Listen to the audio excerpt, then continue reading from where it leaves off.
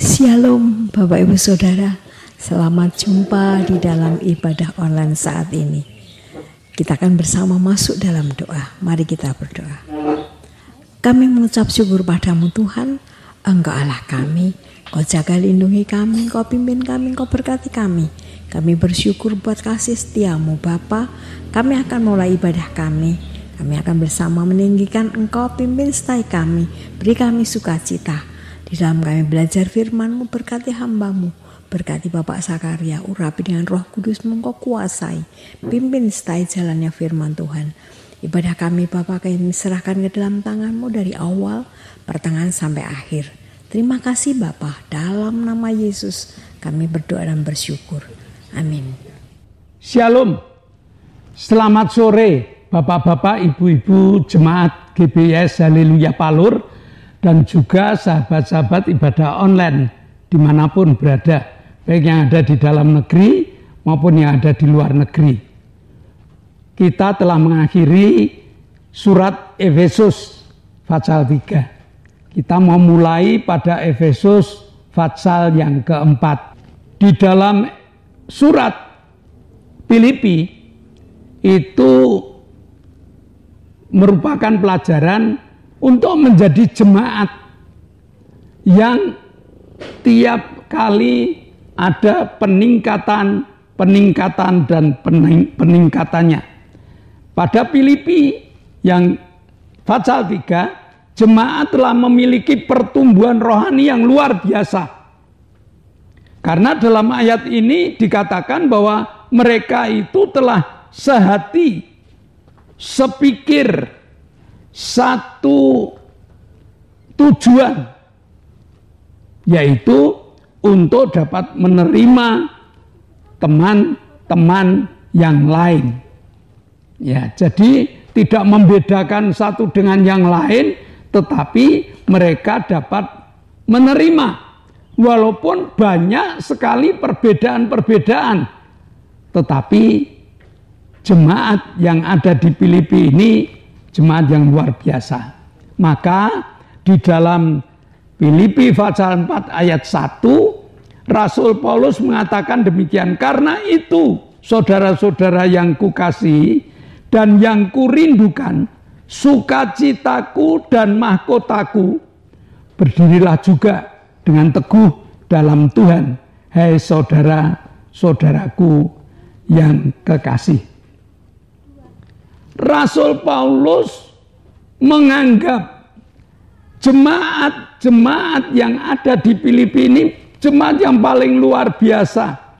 Sehingga dikatakan jemaat Filipi itu merupakan jemaat sukacitanya Rasul Paulus. Bahkan mahkotanya Rasul Paulus itu adalah jemaat-jemaat yang ada di Filipi. Bagaimana nasihat jemaat yang ada di Filipi? Dikatakan, berdirilah teguh dalam Tuhan. Artinya, pertahankanlah kedekatanmu dengan Tuhan. Bahkan, kamu harus mengenali Tuhan makin dalam.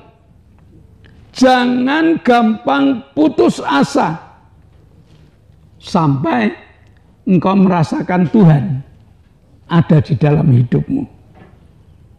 Kalau Tuhan ada di dalam hidup kita, kalau Tuhan ada di dalam hidup jemaat yang ada di Filipi, maka Rasul Paulus menuliskan di dalam Filipi 4 ayat 4 dan 5. Bersukacitalah senantiasa dalam Tuhan. Sekali lagi kukatakan, bersukacitalah. Hendaklah kebaikan hatimu diketahui semua orang. Tuhan sudah dekat. Hidup yang paling menyenangkan adalah hidup penuh sukacita. Apalah arti harta? Apalah arti sehat? Apalah arti kedudukan kalau hidupnya tidak sukacita? Maka Rasul Paulus mengajarkan bersukacitalah. Sekali lagi kukatakan bersukacitalah dalam Tuhan. Jadi tidak sukacita karena kita mendapatkan ini dan itu. Bersukacita bukan karena kita berada di satu tempat-tempat tertentu, tetapi bersukacitalah di dalam Tuhan. Nah, karena sukacita ini akan membawa imun yang kuat. Kalau Amsal mengatakan hati yang gembira, hati yang sukacita, itu adalah obat yang manjur. Hati yang sukacita penuh dengan kemurahan Allah. Nah, kemampuan inilah yang harus ditampilkan oleh jemaat yang mengatakan, aku sudah dewasa. Nah, sukacita seperti apa? Saya beri contoh. Sukacita seorang ibu. Suatu saat, ibu ini punya masalah keuangan. Anaknya besok pagi harus membawa uang ke sekolah. Apakah ibu marah-marah? Ibu yang bijak, pasti dia tetap tersenyum. Dia mengatakan, ya nak, gampang. Masih besok pagi kan? Nah, dari jawaban ini sang anak sudah puas. Sang anak tidak susah. Atau mungkin ya dari seorang ibu yang melihat anaknya sakit karena jatuh. Sang ibu tidak marah-marah. Sang ibu tidak membuat anak itu mengalami ketakutan. Begitu anaknya jatuh dan sakit kakinya, sang ibu itu memeluk dan mengatakan, sudah, diam, tidak apa-apa, sambil tersenyum. Betapa hebatnya sakit anak itu kalau ibunya cemberut. Wah, ini sakitmu parah, ini patah tulangnya. Tidak seperti itu, seorang ibu pasti masih bisa tersenyum. Karena sakitnya anak ini biar lebih ringan rasa sakitnya. Itu namanya sukacita yang dewasa. Itu namanya sukacita yang ditampilkan untuk menjadi obat bagi orang lain. Maka Rasul Paulus mengatakan, kalau kamu Kristen dewasa, kamu tidak gampang mengeluh. Kalau kamu Kristen dewasa, kamu dapat menghadapi berbagai macam masalah hidup dengan sukacita yang datang dari Tuhan. Di tengah gelombang dunia, di tengah sakit penyakit, di tengah kekurangan, orang yang berdiri teguh di hadapan Tuhan, orang yang mengenal Yesus dengan sungguh, dia masih dapat senyum muka gembira. Sampai musuh-musuh yang ada di depan kita, dia akan geleng kepala. Hebat sekali orang ini. Sudah mengalami seperti ini masih bisa bersukacita. Nah, ini yang diharapkan. Dalam ayat yang kelima, supaya sukacita itu tampil, supaya kebaikan hati itu dilihat oleh semua orang. Dari sukacita itu muncul kebaikan hati yang dilihat oleh semua orang. Seperti tadi, saya beri contoh. Sang ibu melihat anaknya jatuh, dia senyum muka gembira. Kebaikan hati ibu ini terpancar dari sukacita yang muncul, sehingga sakit yang anak derita ini hilang, berkurang, karena melihat ibunya tersenyum bersukacita. Ini sukacita yang dilihat oleh orang lain. Filipi 4, agar jemaat dewasa terus menampilkan sukacitanya, bukan putus asanya. Ya, bukan putus asanya. Karena jemaat dewasa adalah jemaat yang kenal dengan Tuhan. Tuhan yang kita miliki bukan Tuhan yang sembarangan. Tuhan yang kita miliki adalah Tuhan yang mampu mengadakan apapun juga. Sehingga dia hafal betul bahwa di tengah kesulitan hidup muncul pertolongan ajaib yang Tuhan ciptakan dari hidup yang penuh dengan sukacita. Bayangkan 12 murid diombang-ambingkan angin sakar. 11 murid mengatakan itu ada hantu. Tetapi satu murid dia mengatakan bukan, itu Tuhan. Dia kenal betul Tuhan. Di tengah badai dia tahu Tuhan. Dia ambang kematian, dia tahu Tuhan. Dan akhirnya sang murid mengatakan, Tuhan, boleh enggak saya terjun ke laut? Apa yang dijawab Tuhan? Silakan Petrus. Dan Petrus menerjunkan dari kapal ke laut. Apa yang terjadi? Dia dapat berjalan di atas air. Akibat sukacita, kita tidak tenggelam. Akibat sukacita, badai dapat teduh. Akibat sukacita, sakit penyakit dapat disembuhkan. Akibat sukacita, apapun yang terjadi, Tuhan menyertai kita. Maka Filipi 4 ayat 4, bersukacitalah. Sekali lagi kukatakan, bersukacitalah di dalam Tuhan. Ini jangan dilepas. Sukacita kita bukan karena, tadi saya katakan, bukan karena kita mendapatkan berkat yang banyak. Tetapi bersukacitalah di tengah kesulitan hidup. Supaya apa? Supaya orang lain dapat melihat kebaikan hati kita, ketenangan hidup kita.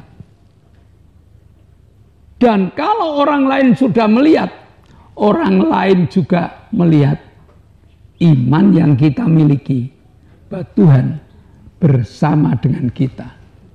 Daud mengatakan, walaupun aku harus melewati bayang-bayang maut sekalipun, aku tidak takut bahaya. Karena aku punya Tuhan yang menyuapi aku di depan musuhku. Daud tidak cemberut, Daud tidak sedih, tetapi Daud menampilkan sukacita. Maka hari ini jadilah pelaku firman. Dengan cara jadilah orang-orang yang penuh sukacita, agar kebaikan hati kita diketahui oleh banyak orang. Mari kita berdoa. Bapa, kami mengucap syukur, Kau Allah kami yang luar biasa, yang memberi kesempatan kepada kami untuk menampilkan sukacita di depan teman-teman kami. Karena kami tahu bahwa Tuhan menyertai kami. Di tengah gelombang, di tengah badai, di tengah kekurangan, di tengah sakit penyakit, Tuhan tidak pernah meninggalkan kami. Dan Tuhan mengajak kami untuk senyum muka gembira di dalam mengalahkan berbagai macam persoalan hidup kami. Terima kasih Bapa. Dalam nama Yesus kami telah berdoa dan mengucap syukur. Yang percaya katakan amin. Nah, shalom Bapak Ibu. Mari kita tetap memiliki sukacita di dalam segala perkara hidup kita. Sebelum kita berpisah satu dengan yang lain, ada beberapa pengumuman. Yang pertama, di zaman new normal ini jangan lupa membawa masker dan kita pakai di saat-saat kita perlukan.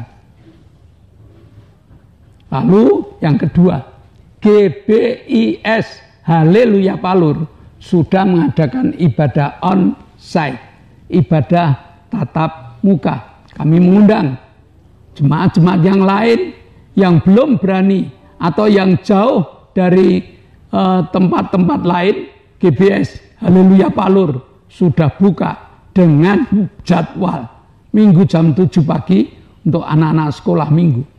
Minggu jam 9 untuk ibadah umum. Lalu tiap hari Selasa itu ada ibadah pendalaman Alkitab dimulai jam 6 sore. Tiap hari Jumat ada 2 kegiatan. Yang satu kegiatan cabang, ya. Yang satu kegiatan permata, persekutuan rumah tangga. Ini pindah-pindah Bapak Ibu. Kalau ada di antara Bapak Ibu kepengen rumahnya dipakai doa, dapat mendaftarkan diri pada pengurus supaya didaftar dan kapan jadwal itu dapat terpenuhi. Lalu hari Sabtu ada Youth Revive.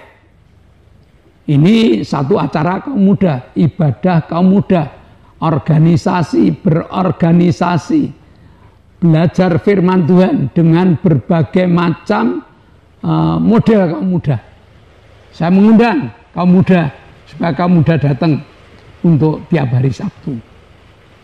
Nah, saya rasa itu pengumuman. Oh, masih satu, ibadah online tetap ada. Doakan agar krunya sehat, krunya semangat, alatnya awet. Ini HP-nya sudah mulai tidak beres Bapak Ibu.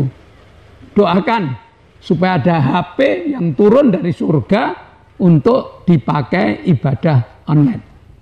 Mari kita tunduk kepala, kita akan akhiri di dalam doa. Bapa, kami mengucap syukur.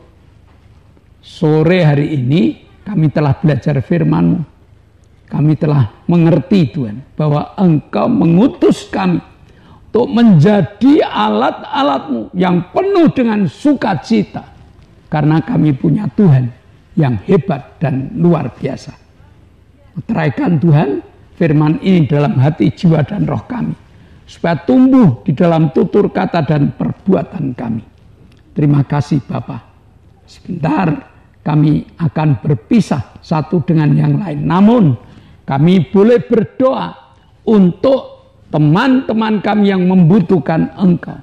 Ibu kita yang kakinya sakit dan juga kadang-kadang sesek. Kami berdoa untuk Arin yang akan lepas pennya. Kami berdoa untuk Ibu Wagini dan Pak Min, suami istri yang hari ini dirawat di rumah sakit. Kami berdoa untuk Pak Isa yang badannya karena sudah lanjut usia, badannya lemes. Kami berdoa untuk Bapak Petrus Sutrisno yang harus cuci darah dan juga Ibu Mintarsih yang pasca operasi usus. Kami percaya oleh bilur-bilurnya mereka sembuh. Maka kami tengking dalam nama Yesus, jadilah sembuh. Kami bersyukur Tuhan, Kau telah sembuhkan Pak Gito, Kau telah sembuhkan Lili, Kau telah sembuhkan Ibu Bambang. Jadikan ketiga saudara kami ini saksimu yang terus bercerita akan kebaikan. Terima kasih. Sebentar kami akan berpisah satu dengan yang lain. Namun iman kami mengatakan, Kau telah membuka tingkap-tingkap langit-Mu dan mencurahkan segala berkat-Mu. Jemaat yang dikasihi Allah, kedangkanlah tangan-Mu. Terimalah berkat untuk rumah tanggamu, berkat untuk usaha pekerjaan, berkat untuk rancangan-rancangan hidupmu, berkat jasmani, berkat rohani, terus mengalir dan mengalir limpah sampai setiap orang mengatakan Engkau diberkati. Terima kasih Bapa. Kalau kita berpisah, bawalah berkat dari Allah Bapa, cinta kemurahan dari Tuhan Yesus Kristus, serta persekutuan Roh Kudus menyertai engkau mulai hari ini sampai Maranatha, Tuhan Yesus datang yang kedua kali. Yang percaya katakan Amin. Shalom, Tuhan memberkati.